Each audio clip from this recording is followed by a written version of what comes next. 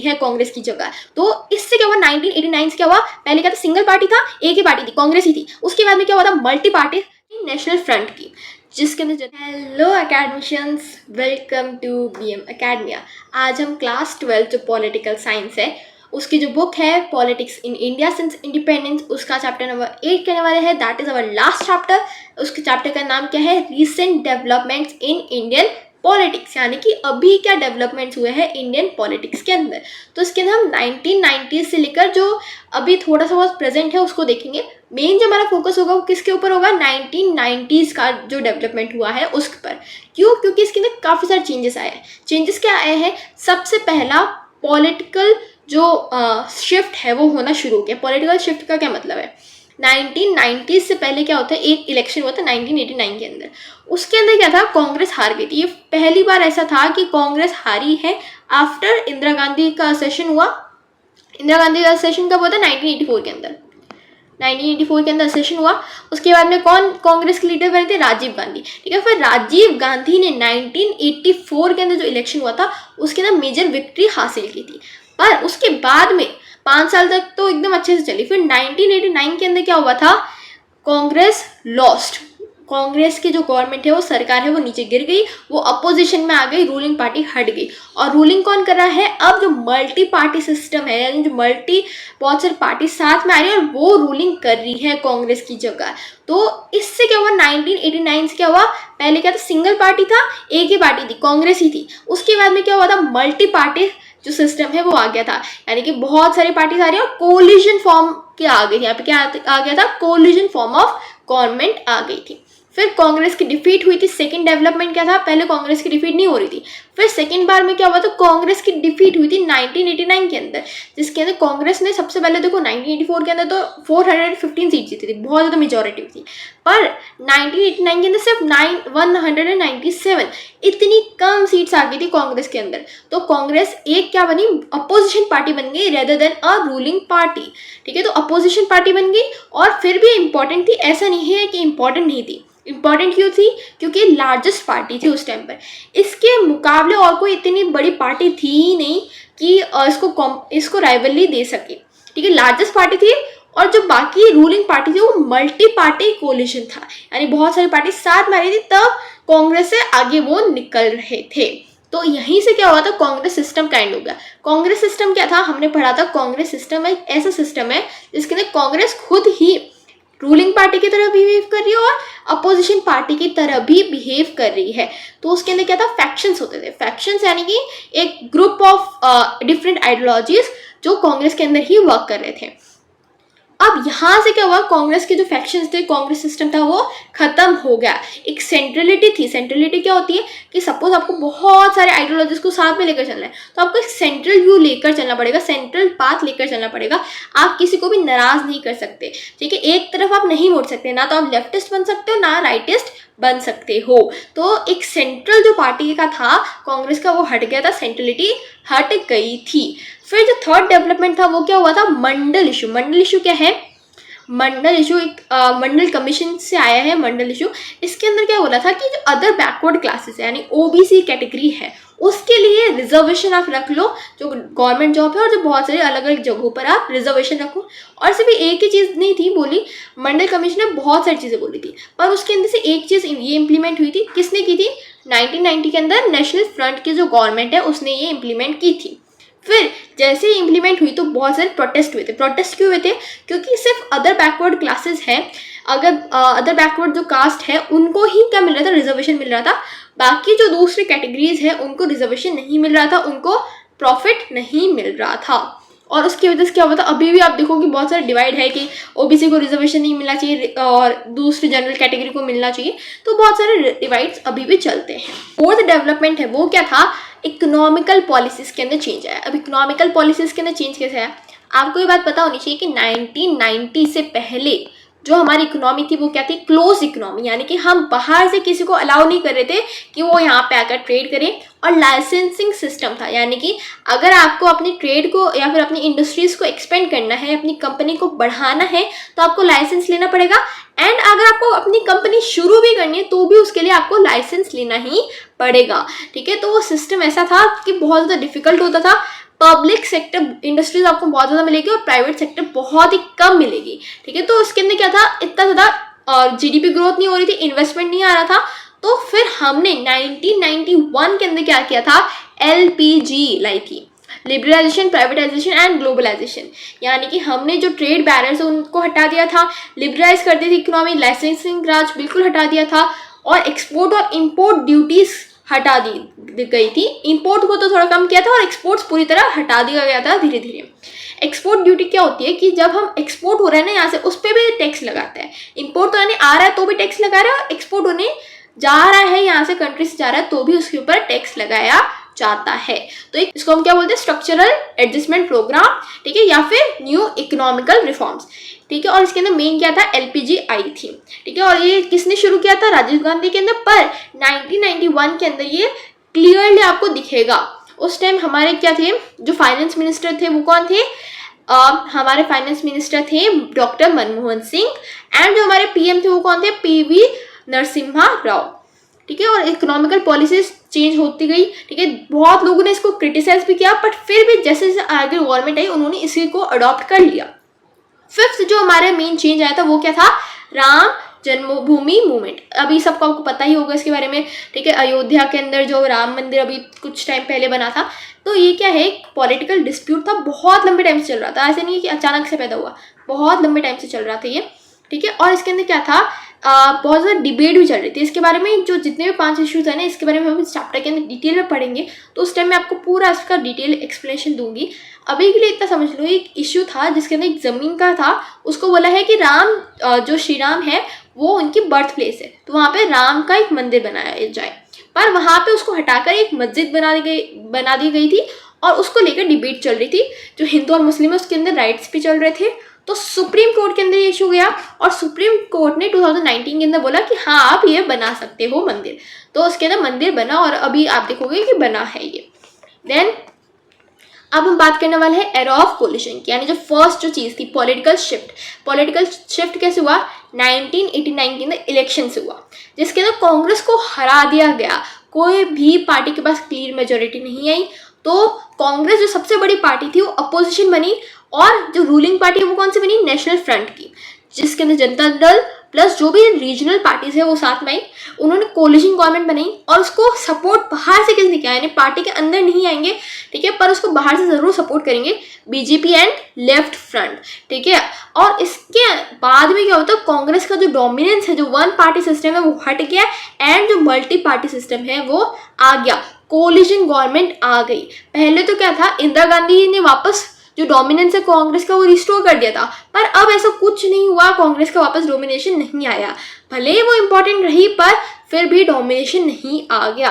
पर उसके साथ में आपको एक चीज़ और ध्यान रखनी है, कांग्रेस का डोमिनेशन तो नहीं हुआ, पर कोई एक सिंगल पार्टी भी इस टाइम पर नहीं आई थी जो कांग्रेस को एकदम राइवलरी दे सके। तो मल्टी पार्टी सिस्टम आ गया, जिसके अंदर किसी के पास सिंगल मेजोरिटी नहीं थी।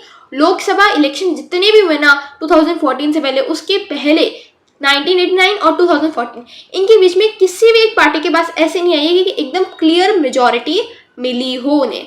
तो 2014 के अंदर बीजेपी को मिली थी, 2019 के अंदर हुआ था उसके अंदर भी बीजेपी को मिली थी, और जो 2024 का इलेक्शन हुआ था उसके अंदर क्या हुआ था, बीजेपी की कोलिशन गवर्नमेंट बनी थी, जिसका क्या नाम था, एनडीए, नेशनल डेमोक्रेटिक अलायंस, ठीक है। और कोलिशन गवर्नमेंट जब आप देखोगे उस टाइम पर देखोगे ना, एकदम नॉर्म बन चुकी थी, एक कोलिशन के बिना तो गवर्नमेंट बन ही नहीं सकती, वो ऐसा कुछ हो गया था। एंड जो रीजनल पार्टीज है उनका रोल बहुत ज़्यादा आगे बढ़ गया था, उनका रोल मेन रोल हो गया था।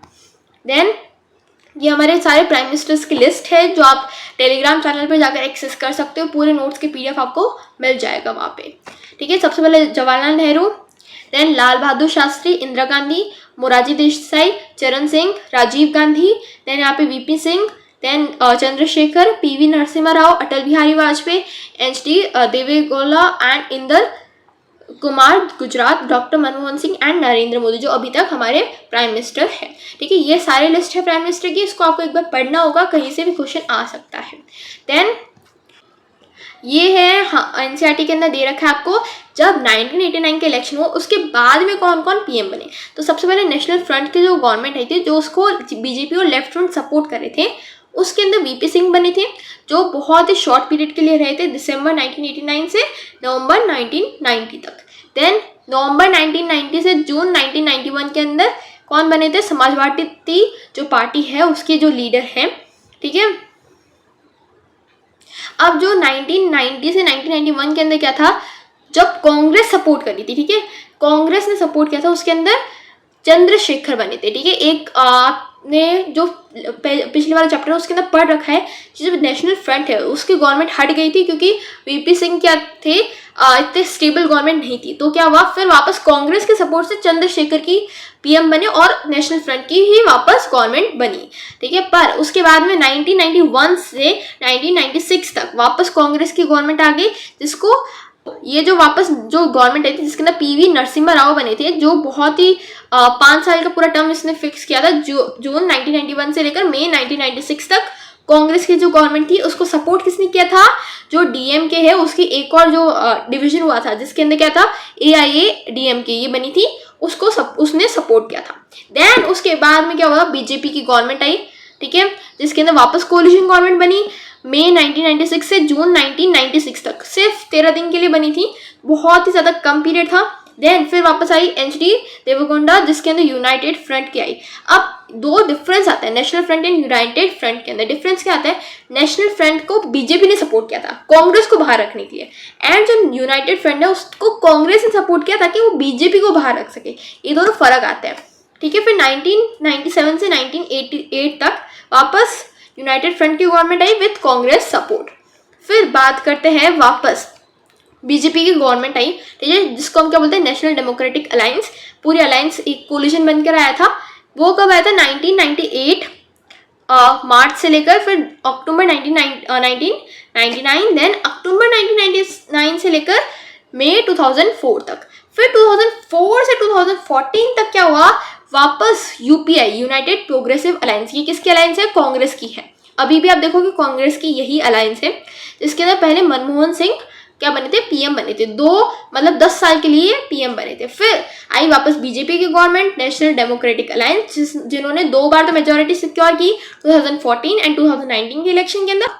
फिर 2024 के अंदर क्या था, वापस NDA की वो मिलीजुली सरकार वैसे बोल सकते हो आप। हालांकि 2014 और 19 दोनों के अंदर ही NDA की गवर्नमेंट ही आई थी, फिर भी बीजेपी के पास मेजोरिटी तो थी उस टाइम। अब इसमें क्या हुआ, धीरे धीरे क्या हुआ था, जो दलित और OBC की पार्टी है उनका राइज अप होना शुरू हो गया। एक रीजनल असर्टेशन है, जो रीजनल पार्टीज है उनका दबदबा बनना शुरू हो गया इस पीरियड के अंदर। ये 1996 के अंदर यूनाइटेड फ्रंट के जो गवर्नमेंट आई थी, जिसके अंदर जनता दल और रीजनल पार्टीज थी, ठीक है। ये जो नेशनल फ्रंट है उससे सिमिलर थी, पर इसको कौन सपोर्ट करता है, कांग्रेस कर रही थी। मैंने आपको ऑलरेडी बता रखा है, ठीक है। बीजेपी और कांग्रेस के बीच में डिफ्रेंशिएशन आ चुके थे। जो पॉलिसीज है वो बहुत फटाफट चेंज होती है। सबसे पहले क्या था, नेशनल फ्रंट की जो पार्टी बनी थी उस टाइम कांग्रेस का डोमिनेशन था, तो कांग्रेस को हटाने के लिए क्या बना था, जो बीजेपी है उसने सपोर्ट किया था। फिर क्या हुआ, बीजेपी का डोमिनेशन आ गया, तो कांग्रेस सपोर्ट करे ताकि बीजेपी बाहर निकल जाए। तो ये सब कुछ चलता रहता है पॉलिटिक्स के अंदर, ठीक है। फिर भी बीजेपी धीरे धीरे आगे बढ़ती रही और फिर उन्होंने स्टेबल गवर्नमेंट भी बना दी, ठीक है। लार्जेस्ट पार्टी बन गई 1996 के अंदर, पर उस टाइम इन्होंने स्टेबल गवर्नमेंट नहीं बनाई। पर जब क्या हुआ, 1999 के अंदर हुआ था, तब उन्होंने NDA को फुल टर्म पूरा कंप्लीट किया था। और जो 2014 है और 2019 है और 2025 है, अभी तक 2024 है, अभी तक चल रहा है, उसके अंदर भी इनकी सक्सेसफुल स्टेबल गवर्नमेंट बन रही है। पहले 2 बार इलेक्ट हुई थी। आपको पता है, अटल बिहारी वाजपेयी एक बार 13 दिन के लिए बना था, फिर 13 महीने के लिए बना था, फिर पूरा टर्म उन्होंने कंप्लीट किया था। तो 13 दिन के लिए कब बना था, मई 1998 से जून 1999 तक। फिर अक्टूबर 1999 से फिर क्या था, वो 13 महीनों के लिए बना था, एंड देन फिर उन्होंने फुल टर्म कंप्लीट किया था। तो ऐसे ही पॉलिटिक्स चलती रहती है, चेंज होता रहता है। जो रूलिंग में उसको हटाने के लिए मेन फोकस होता है हर बार। नाउ 1989 के अंदर 11 गवर्नमेंट्स बन चुकी है, यानी 1989 के बाद से 2014 तक 11 गवर्नमेंट्स बन चुकी है सेंटर के अंदर, जिसके अंदर कोलिशन गवर्नमेंट भी आ जाएगी और माइनॉरिटी गवर्नमेंट भी आ जाएगी। क्योंकि 1989 के बाद में कोई भी 2014 तक, याद रखना है 2014 तक है, ऐसा नहीं मैं अभी 2014 के बाद की बात कर रही हूँ, 2014 तक है 1989 से।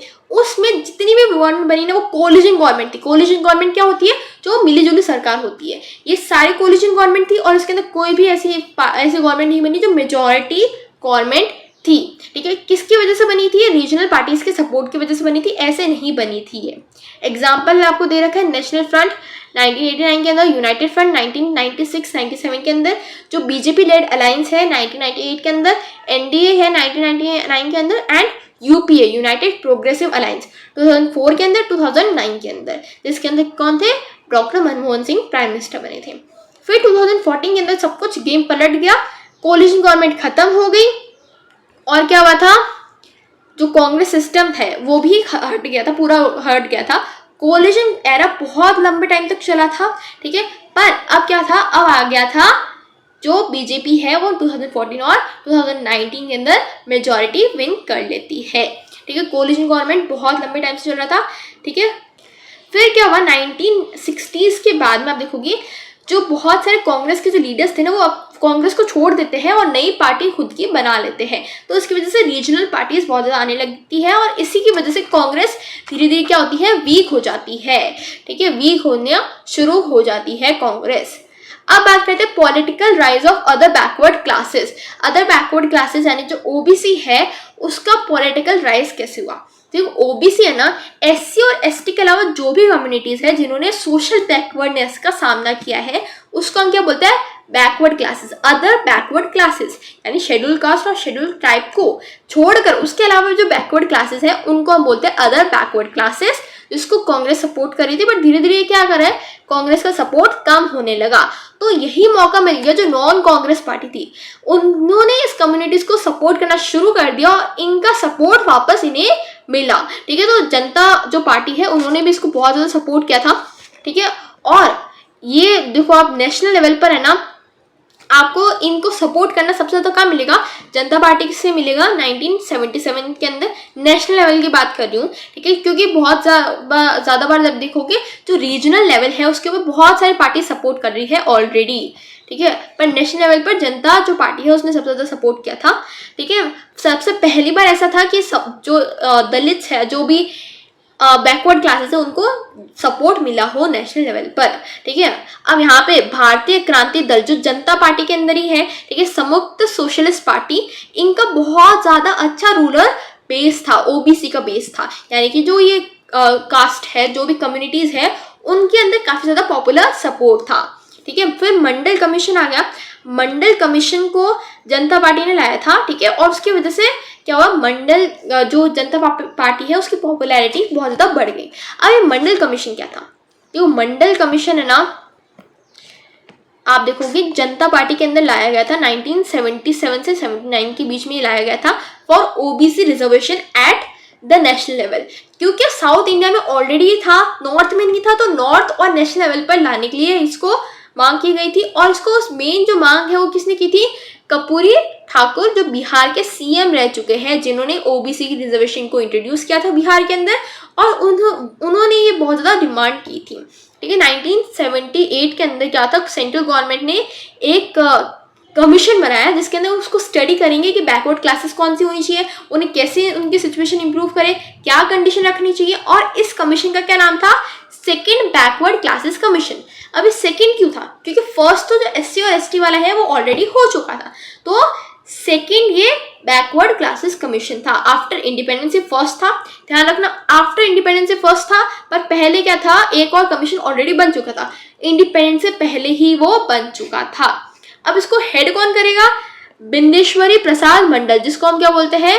बीपी मंडल। और इससे इन्हीं के नाम से क्या था? ये मंडल कमीशन बहुत ज़्यादा पॉपुलराइज हो गया। अब इसके अंदर क्या था?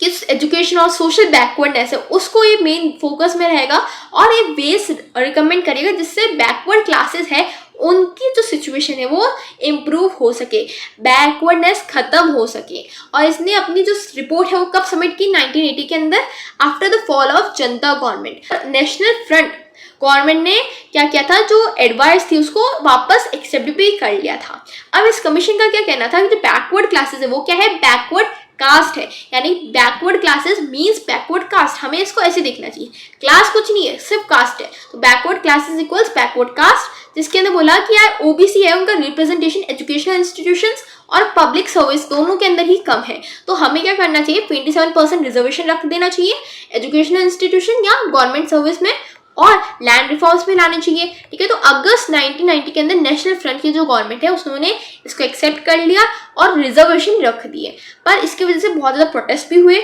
और एक चैलेंज भी किया गया सुप्रीम कोर्ट के अंदर इसको, और इसको जो केस है उसको क्या बोला जाता है, इंदिरा स्वानीय केस। अब ये जो थी इंदिरा, ये क्या थी, पेटिशनर थी, यानी कि इन्होंने एक पेटिशन डाली थी, ये इन्होंने डायरेक्टली केस नहीं किया था, एक पब्लिक पेटिशन डाली थी। तो नवंबर 1992 के अंदर सुप्रीम कोर्ट बोलता है यार कि गवर्नमेंट का डिसीजन सही है। क्यों? क्योंकि वैसे तो क्या होता है, पार्टीज के अंदर बहुत ज़्यादा डिफरेंसेस आता है, पर क्योंकि सारी पार्टीज इसको हाँ बोल रही है तो यार सही ही होगा ये डिसीजन। अब हम बात करने वाले हैं कि इम्प्लीमेंट हो गया। ठीक है, इसके ऊपर बहुत ज़्यादा डिबेट भी हो गए, बहुत ज़्यादा डिस्कशन भी हो गए, बहुत ज़्यादा वॉयलेंट प्रोटेस्ट भी हो गए। पर धीरे धीरे क्या हुआ था, न्यू पार्टीज बार बार आ रही थी, वो उसको एडवोकेट ही कर रही थी। तो इसकी वजह से क्या हुआ था, बेटर अपॉर्चुनिटीज आ गई ओबीसी के लिए, वो अपनी पावर का फेयर शेयर मांगने लगे, एंड उनके बीच में क्या था, जानकारी और ज़्यादा बढ़ने लग गई। अब यहाँ पे जो ओबीसी पॉपुलेशन है वो बहुत ज़्यादा लार्ज पॉपुलेशन सेगमेंट है, तो उन्हें पॉलिटिकल रिप्रेजेंटेशन अच्छा चाहिए, इसकी वजह से ये सब कुछ लाया गया था। अब बात करने वाले हम बीपी मंडल की, जो 1918 से आप देखोगे 1992 तक, 1918 से आप देखोगे 1982 तक है। ठीक है, उन्होंने एमपी थे वो। ठीक है, और एमपी कब से कब तक थे, 1967 से 70 तक, 1977 से 79 तक। और उन्होंने इस कमीशन को चेयर किया था, सोशलिस्ट लीडर थे बिहार से, एंड बिहार के चीफ मिनिस्टर भी रह चुके हैं 1.5 मंथ्स के लिए 1968, और जनता पार्टी 1977 के अंदर इन्होंने ज्वाइन की थी। ठीक है ना, जो दलित्स है उनका रिप्रेजेंटेशन ज़्यादा बढ़ा। ठीक है, उनका ऑर्गेनाइजेशन ज़्यादा बढ़ा, उनका जो पॉलिटिकली जितने वो एक्टिव थे वो ज़्यादा बढ़े। तब से क्या हुआ, हमारे ट्रेड यूनियंस आना शुरू हो गए। ठीक है, पॉलिटिकल पार्टीज बनना शुरू हो गई जो उनके ऊपर ही मेन फोकस रखती थी। अब 1978 के अंदर एक मोस्ट इम्पॉर्टेंट बहुत ज़्यादा आता है, ये एक ट्रेड यूनियन था, पर ये धीरे धीरे क्या हुआ, एक पॉलिटिकल पार्टी के अंदर ट्रांसफॉर्म हो गया। ट्रेड यूनियन का क्या नाम था, backward and minority communities employees federation. ठीक है, ये नाम था इसका, और ये कब हुआ था, 1978 के अंदर हुआ था। फिर ये धीरे धीरे क्या हुआ, पॉलिटिकल पार्टी के अंदर ट्रांसफॉर्म होना शुरू हो गया, जिसके अंदर इसका जो मेन मोटिव क्या था कि जो भोजन यानी जो SC ST एंड जो OBC है, माइनॉरिटीज है, उनको है ना पॉलिटिकल पावर दो। ठीक है, उनको पास मेन पावर होनी चाहिए। तो दलित शोषित समाज संग्रह समिति पहले बनी थी, उसके बाद में वो क्या बन गई, हमारी BSP यानी कि बहुजन समाज पार्टी बन गई। अभी आप देखते हो इलेक्शंस के अंदर आती है बहुजन समाज पार्टी, और इसका जो मेन लीडर है वो कौन था, कांसीराम। ठीक है, और पहले जो दलित्स थे, मतलब जो दलित वोटर थे वो उनको सपोर्ट करते थे, तो कौन से स्टेट्स के अंदर, पंजाब, हरियाणा एंड उत्तर प्रदेश। फिर क्या हुआ, धीरे धीरे 1989 और 1991 के इलेक्शन में ये यूपी के अंदर बहुत ज़्यादा छा गया, यानी यूपी के अंदर इलेक्शन के अंदर ये जीत गई। ठीक है, इसकी सरकार बन गई। पहली बार ऐसा हुआ है कि सिर्फ और सिर्फ कि एक दलित सपोर्टेड पार्टी, यानी दलित जिस पार्टी को सपोर्ट कर रहे हैं, सिर्फ दलित, मेजरली दलित सपोर्ट कर रहे हैं, उसने पॉलिटिकल सक्सेस अचीव करी है इंडिपेंडेंस के बाद में। ये फर्स्ट टाइम था, उसके बाद बहुत बार हुआ है। ठीक है, पहली बार ऐसा हुआ था। और कांसीराम का जो विजन था वो क्या था कि हम एक प्रैग्मेटिक पॉलिटिक्स का क्या मतलब है कि हम आगे जो विकास करें हमारी, वो वाली पॉलिटिक्स को ध्यान रखें। हमारा ऑर्गेनाइजेशन का मेन मोटिव ही ये होना चाहिए कि हम आने वाले प्रोग्रेसिव जो पॉलिटिक्स है उसके ऊपर मेन फोकस रखें। तो बहुजन्स का अब ये बोलते हैं कि जो आप देखो SC, ऐसे आप देखो कि माइनॉरिटी में है, पर जब SC ST and OBC plus सारी जो माइनॉरिटीज है उनको मिला दोगे तो वो क्या है, नंबर्स के अंदर मेजॉरिटी में है। तो ये पावरफुल फोर्स बनती है, जिसकी वजह से इनकी जो पार्टी है वो बहुत ज़्यादा अच्छे से इनको सपोर्ट मिल जाता है। ये यूपी के अंदर बहुत ज़्यादा है, आप देखोगे बहुत बार इन्होंने गवर्नमेंट बनाई है यूपी के अंदर। ठीक है, और इसके अंदर आप देखोगे पहले तो क्या था, सिर्फ दलित्स के ऊपर था, दलित्स ही इसके मेन वोटर्स थी। फिर धीरे धीरे अदर सोशल ग्रुप्स को भी इंक्लूड कर लिया गया था, अदर सोशल ग्रुप पर भी फोकस कर दिया गया था। ठीक है, अब यहाँ पे in many places Dalit and OBC politics develop separately and often in competition. अब क्या हुआ, बहुत सारी जगहों पर ऐसा होता है कि दलित है और जो ओबीसी पॉलिटिक्स है वो अलग अलग चलती है, मतलब दलित से अलग चलते हैं, ओबीसी अलग चलती है, और फिर वो एक दूसरे से कॉम्पिटिशन भी कई बार करने लगती है।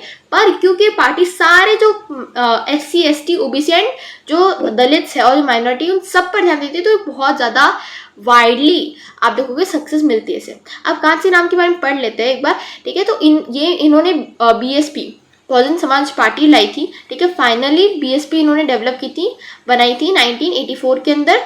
और जो ये है हमारा BAMCEF, ठीक है, जो ट्रेड यूनियन था, और DS4, ये सब इन्होंने, इनके फाउंडर यही रह चुके हैं, और ये बहुजन एम्पावरमेंट के लिए एक प्रोमिनेंट लीडर थे, ठीक है। और इन्होंने अपनी सेंट्रल गवर्नमेंट की जो जॉब थी उसको छोड़ दिया था ताकि वो सोशल वर्क के अंदर आ सके, पॉलिटिकल वर्क के अंदर आ सके। और इनका जो क्या मानना था कि पॉलिटिकल पावर एक ऐसी चीज़ है जिससे हम क्या कर सकते हैं, सोशल इक्वालिटी अचीव कर सकते हैं। और इन्होंने जो दलित है उनकी प्रेजेंस नॉर्थ इंडिया में, मतलब दलित्स का जो मेन पावर है नॉर्थ इंडिया में बहुत कम है, तो उसको बढ़ाने के लिए मेन फोकस इन्होंने किया था। अब देखो, हमने फर्स्ट 3 कर लिए। सबसे पहले हमने क्या किया, हमने जो पॉलिटिकल चेंज आया था 1989 के अंदर, तो कोलिशन गवर्नमेंट आ गई थी, वो पढ़ा। देन हमने क्या पढ़ा, जो कांग्रेस डोमिनेशन है वो हट गया था, वो हमने पढ़ा। कांग्रेस जो सिस्टम है वो हट गया था, वो हमने पढ़ा। थर्ड हमने क्या पढ़ा, मंडल इशू के बारे में पढ़ा। अब हम फोर्थ चीज़ क्या पढ़ने वाले हैं, जो जो जन्मभूमि है, या फिर जो राम का जी का जो मंदिर है अयोध्या के अंदर, उसके बारे में हम पढ़ेंगे। तो देखो, इसके अंदर हम सिर्फ राम जी का जो मंदिर है अयोध्या के अंदर उसके बारे में नहीं पढ़ेंगे, जबकि हम इसके अंदर क्या पढ़ेंगे, जो कम्युनिज्म है, जो हमारी सेकुलरिज्म है, और जो डेमोक्रेसी है, इन तीनों के अंदर क्या चल रहा है, मतलब इन तीनों के आइडियोलॉजी को हम आइडियोलॉजी के वे में नहीं करेंगे, बट उसको इम्प्लीमेंट कैसे किया जा रहा है, उसके कंट्री के अंदर इसका क्या इफेक्ट है, ठीक है, कंट्री के अंदर क्या क्या सिचुएशन चल रही है, हम उसको देखेंगे। तो देखो, इमरजेंसी खत्म होने के बाद क्या था, भारतीय जनसंघ है ना, भारतीय जनसंघ जनता पार्टी के साथ मर्ज हो गए, यानी दोनों आपस में मिल गए। फिर वापस देखो, भारतीय जनता संघ किसके साथ मिल गए, जनता पार्टी के साथ मिल गए। फिर ये जो जनता पार्टी है ये वापस अलग हो गई और बीजेपी बना दी इन्होंने 1980 के अंदर, ठीक है। जो जनसंघ के मेंबर्स थे वो उन्होंने बीजेपी बना दी। तो बीजेपी कहाँ से बनी है, जनता पार्टी से बनी। बीजेपी कहाँ से बनी है, जनता पार्टी से बनी है। कब बनी है, 1980 के अंदर बनी है। किसने बनाई, जो जनता जो पार्टी है उसके ही मेंबर्स ने बना दी थी।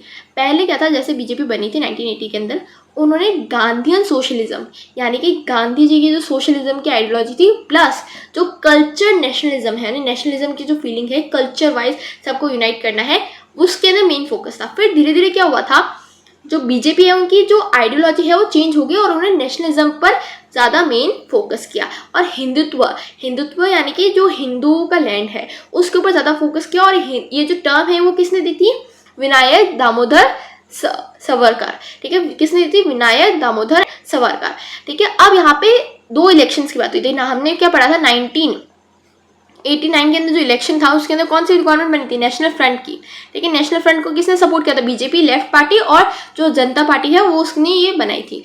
अब यहाँ पे 1984 वाला जो इलेक्शन था उसके अंदर बीजेपी ने कुछ ज़्यादा इतना अच्छा परफॉर्म नहीं किया था, पर जो 1989 के इलेक्शन था उसके अंदर कंपैरेटिवली काफ़ी ज़्यादा अच्छा परफॉर्म किया था। अब जो ये आइडियोलॉजी हिंदुत्व, अब इसके अंदर 2 चीज़ आती है। जो हिंदुत्व है उसके अंदर 2 चीज़ आती है, एक होता है फादरलैंड, एक होता है होली लैंड। फादरलैंड क्या होता है, पितृभू, ठीक है, और होली लैंड क्या होता है, पुण्यभू, ठीक है। ये 2 चीज़ें आ जाती हैं। और जो लीडर्स थे बीजेपी के पहले, वो क्या बोलते थे कि यार हिंदुत्व है, सेम कल्चर होगा पूरे नेशन का, तो नेशनल कल्चर को यूनिफाई करेगा, यानी पूरे नेशन को यूनिफाई करेगा और स्ट्रॉन्ग नेशन बनेगा। तो उस टाइम पर एक और केस आया था 1985 के अंदर आया था, बीजेपी 1980 में बनी थी, 1985 के अंदर केस आया था, शाह बानो केस। आपने सुन रखा होगा, बहुत बार सुन रखा है कि एक 62 year old divorce Muslim women थी, ठीक है। उनके पास कोई इतना साधन नहीं थे ताकि वो अपना गुजारा कर सके, ठीक है, कोई सपोर्ट नहीं मिल रहा था, तो उन्होंने कोर्ट के अंदर केस फाइल कर दिया ताकि उन्हें मेंटेनेंस मिल सके अपने हस्बैंड से। तो सुप्रीम कोर्ट ने उनके फेवर में रूल कर दिया।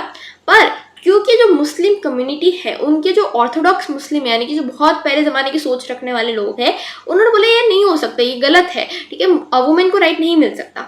तो फिर क्या हुआ, जो गवर्नमेंट है उसने को एक पास किया नया लॉ, ठीक है, और Muslim women protection of rights on divorce act 1986 बहुत ज़्यादा इंपॉर्टेंट है, जिसके अंदर ऑर्थोडॉक्स मुस्लिम के फेवर के अंदर ये पास किया गया था। और जो कोर्ट का जो फैसला था जो इस वुमेन के फेवर में था, शाहबानो के फेवर में था, उसको रद्द कर दिया, उसको हटा दिया। तो इसके जो गवर्नमेंट इस टाइम जो गवर्नमेंट एक्शन है उन्होंने बहुत ज़्यादा क्रिटिसिज्म फेस किया। किससे, जो वुमेन ऑर्गेनाइजेशंस है जिसके अंदर बहुत सारी मुस्लिम वुमेन भी आ जाती है और हिंदू वुमेन भी आ जाती है, उनसे क्या करा, इन्होंने क्रिटिसिज्म फेस किया गवर्नमेंट ने। एंड जो बीजेपी है उन्होंने भी इसको गलत माना कि यार ऐसा नहीं होना चाहिए। अब फिर आया अयोध्या इशू के बारे में। अयोध्या इशू में क्या हुआ था, देखो अयोध्या है ना एक सेकेंड मोस्ट सिग्निफिकेंट डेवलपमेंट था पोस्ट इंडिपेंडेंट इंडिया में, ठीक है, जिसके अंदर आप देखोगे सोशल कल्चर फैक्टर पर बहुत ज़्यादा ध्यान दिया हुआ है।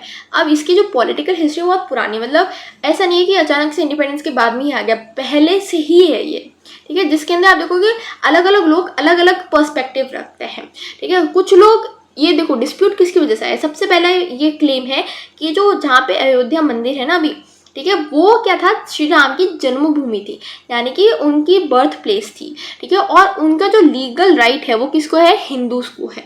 पर जो अयोध्या राम जन्मभूमि है उसकी 500 साल पुरानी हिस्ट्री है। 1528 के अंदर ये शुरू हो गई थी और बहुत लंबे टाइम की हिस्ट्री है, बहुत लंबे टाइम से क्या चल रहा है, कॉन्फ्लिक्ट चल रहा है।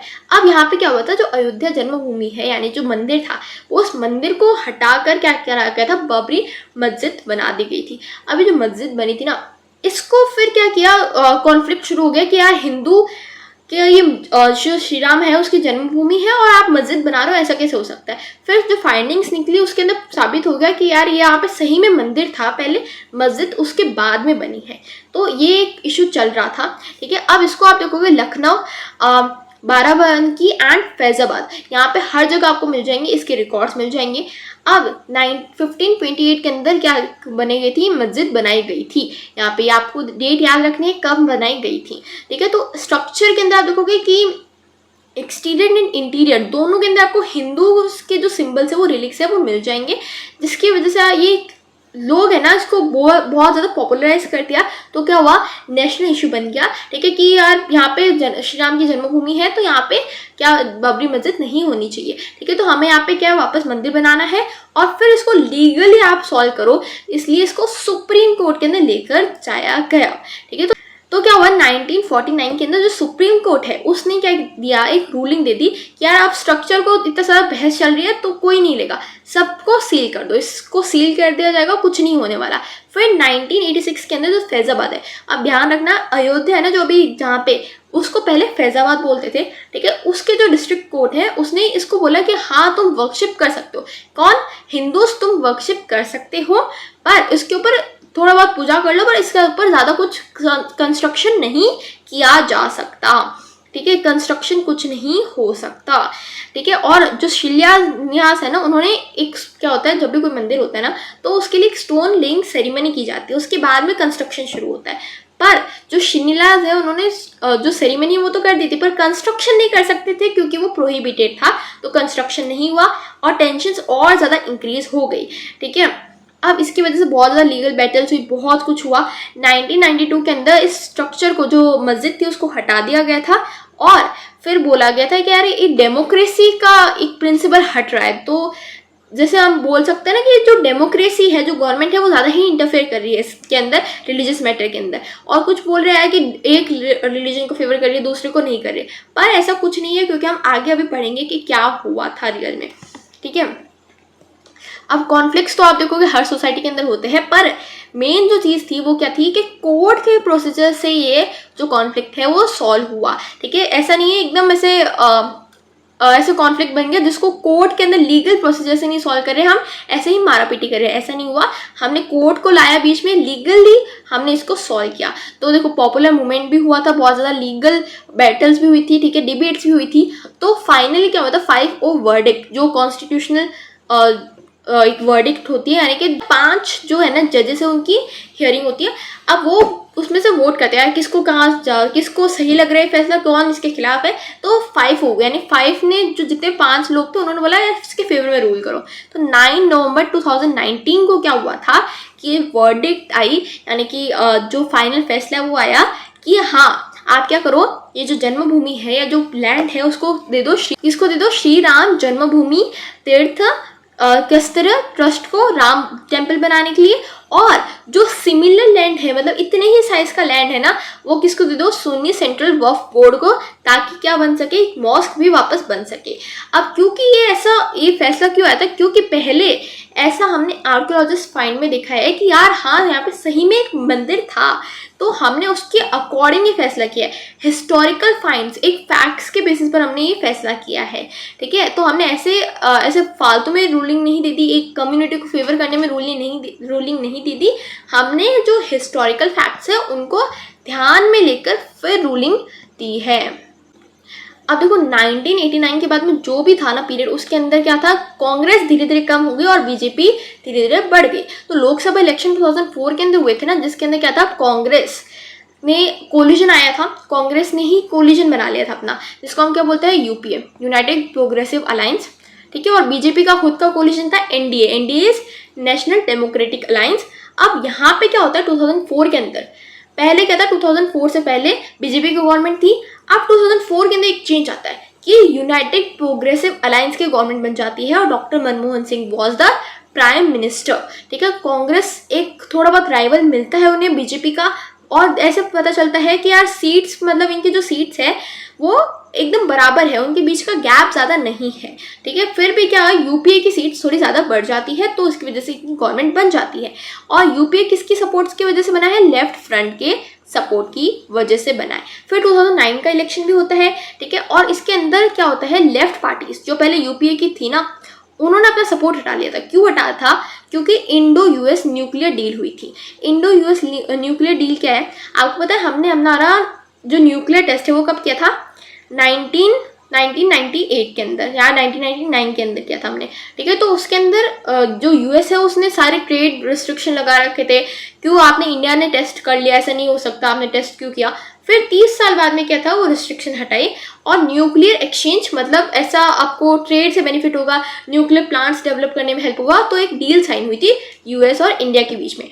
तो इसके खिलाफ से जो जो फ्रंट की गवर्नमेंट है, जो लेफ्ट फ्रंट की जो पार्टीज है, तो उन्होंने अपना सपोर्ट हटा लिया। फिर भी कांग्रेस क्या हुई, आप रूल करती रही। तो जो लोकसभा इलेक्शन हुए थे 2009 के अंदर, जो 15th लोकसभा इलेक्शन, नंबर याद रखना 15th थे ये, जिसके अंदर कांग्रेस ने अपनी सीट्स वापस बढ़ा ली और डॉक्टर मनमोहन सिंह वापस प्राइम मिनिस्टर बन गए।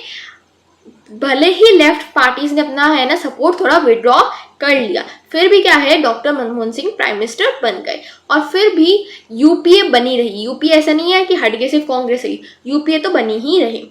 फिर एक नया वापस चेंज आता है, मतलब इतना जल्दी चेंज होता है ना पॉलिटिक्स के अंदर, फटाफट चेंज होता है। 2014 के अंदर क्या हुआ, नरेंद्र मोदी जो पहले गुजरात के सीएम है, वो पीएम कैंडिडेट बन जाते हैं, यानी पीएम के लिए वो खड़े होंगे, ठीक है। तो उन्होंने बहुत ज़्यादा सिक्योर कर ली सीट्स, 282 सीट सिक्योर कर ली थी एंड मेजॉरिटी सिक्योर कर ली थी इन द 30 ईयर्स। ये ऐसी पार्टी थी जिसने मेजॉरिटी सिक्योर कर ली, तो उन्होंने एनडीए के साथ भी गवर्नमेंट बनाई। अब मैं आप पूछोगे यार कि एनडीए के साथ क्यों गवर्नमेंट बनाई, पहले मेजॉरिटी तो सिक्योर कर ली, तो एनडीए के साथ बनाने की क्या जरूरत है। हाँ, कोई ज़रूरत नहीं है, पर अगर आपके जो पार्टनर्स है वो आपको मुश्किल घड़ी में हेल्प करे, तो यार अच्छी घड़ी में भी उनको साथ में रखना चाहिए ना, फ़ायदा मिलता है, ताकि अगर कोई वापस मुश्किल घड़ी आ जाए तो उसके अंदर भी वो हेल्प करे। फॉर एग्जाम्पल 2024 के जो इलेक्शंस हुए थे उसके अंदर आई थी कि आपको क्या करना है, वापस कोलिशन गवर्नमेंट बनानी पड़ी, ठीक है। तो 2014 क्या था, एक चेंजिंग मूवमेंट था, ठीक है। और एनडीए गवर्नमेंट ने बहुत से डिसीजंस लिए, जो फॉरेन पॉलिसी है, जो इकोनॉमिकल पॉलिसी है, जो सोशल फैक्टर है, उसके अंदर बहुत सारे डिसीजंस लिए। अब 2014 के बाद में 2019 के अंदर वापस बीजेपी जीत गई, मेजॉरिटी हुई, फिर भी कोलिशन बनाया गया, ठीक है। कोलिशन क्यों बनाया गया, मैंने आपको ऑलरेडी बता दिया कि एनडीए को साथ में क्यों बनाया गया। इसके अंदर 2024 का नहीं दे रखा है, बट उसके अंदर भी क्या है, बनाया गया था। देन अब आप देखोगे कि जो पॉलिटिकल पार्टीज है उनके अंदर क्या होती है, राइवलरी बहुत ज़्यादा होती है, बहुत ज़्यादा डिसएग्रीमेंट होगा, बहुत ज़्यादा हीटेड डिबेट्स होती है, बट फिर भी उनके अंदर एक थोड़े बहुत एग्रीमेंट्स होते हैं, थोड़े बहुत क्या होते हैं, कॉपरेशन होती है। कौन सी कॉपरेशन होती है, सबसे पहले वो कॉपरेट करते हैं न्यू इकोनॉमिकल पॉलिसीज के अंदर। हमने एलपीजी के बारे में पढ़ा, ठीक है। तो वो कॉपरेट करते हैं यार कि हाँ, ये सबको एडवोकेट करते हैं कि हाँ इसको करना ही चाहिए, ताकि हमारी इकोनॉमी की ग्रोथ हो, ठीक है। ग्लोबल इकोनॉमिकल पावर हमारा नेशन बन सके, प्रॉस्परस हमारा नेशन बन सके। सेकंड बोलते हैं यार कि बैकवर्ड क्लासेस उनको आगे लाना चाहिए, उनके पॉलिटिकल क्लेम्स होने चाहिए, ठीक है, और रिजर्वेशन को सपोर्ट करते हैं, पॉलिटिकल रिप्रेजेंटेशन को भी सपोर्ट करता है। देन जो थर्ड चीज आई थी वो क्या थी, स्टेट लेवल पार्टीज। अब स्टेट लेवल पार्टीज धीरे धीरे क्या हो रही है, नेशनल लेवल जो पॉलिटिक्स है उसको भी इन्फ्लुएंस कर रही है। तो स्टेट लेवल पार्टीज अभी नेशनल पावर्स में भी, नेशनल लेवल में भी शेयर ले रही है और सेंट्रल रोल प्ले कर रही है इंडिया की जो पॉलिटिक्स है उसके अंदर भी सब लोग सपोर्ट करते हैं। हाँ, रीजनल पार्टीज को भी आना चाहिए। फोर्थ चीज क्या है आइडियोलॉजी को हटाओ और क्या है प्रोग्रेसिव, मतलब आपको डेवलपमेंट कर रहा है उसके ऊपर फोकस करो, ठीक है। तो बहुत सारे एनडीए के अलायंस आप देखो कि वो आइडियोलॉजी के अंदर काफी ज्यादा डिफरेंशिएट हो गए, ठीक है। आइडियोलॉजी सबकी बहुत ज्यादा अलग अलग होती है, बट फिर भी वो गवर्नमेंट को सपोर्ट करते हैं ताकि वो फुल टर्म कंप्लीट कर सके, यानी कि नेशन फर्स्ट आता है उसके बाद में आइडियोलॉजी आती है। तो इंडिया कांग्रेस डोमिनेंस यानी वन पार्टी डोमिनेंस से क्या हुआ, मल्टी पार्टी डेमोक्रेसी बन गया। ये टोटल निष्कर्ष है यानी क्रक्स है पूरे चैप्टर का, जिसके अंदर बिना कंपटीशन हुआ बहुत सारी पार्टीज बनी, ठीक है, पर जो लोग हैं उनकी जो मेन कंसर्न है उसको ध्यान में रखा गया, ठीक है। बहुत ज़्यादा मूवमेंट्स हुए, रिस्पॉन्सिबिलिटीज भी बताई गई, बहुत सारे इश्यूज भी आए थे उसको भी सॉल्व किया गया, जस्टिस और डेमोक्रेसी को भी साथ में रखा गया, कास्ट क्लास जेंडर और रिलीजन के बीच का डिफ्रेंशिएशन हटाया गया, ठीक है। जो जिनको सपोर्ट की जरूरत थी उनको सपोर्ट भी दिया। और इतने सारे आप देखोगे तब सबसे पहले बीजेपी, फिर कांग्रेस, फिर बीजेपी, फिर कांग्रेस, तो क्या हुआ है, और जो पहले यूपी आई, फिर national front I, United front I, तो बहुत ज़्यादा चेंज होती रहती है। पॉलिटिक्स ऑलवेज चेंजेस, और डेमोक्रेसी आप देखोगे अनप्रेडिक्टेबल होती है, कभी भी आप उसको प्रेडिक्ट नहीं कर सकते या ऐसा होगा ऐसा होगा। तो इसी के साथ हमारा चैप्टर कंप्लीट हो जाता है। पर अगर आपको इसके नोट्स चाहिए, please join our Telegram channel, the link is in description box. Don't forget to like, share and subscribe the channel. मिलते हैं नेक्स्ट वीडियो में, तब तक के लिए बाय बाय।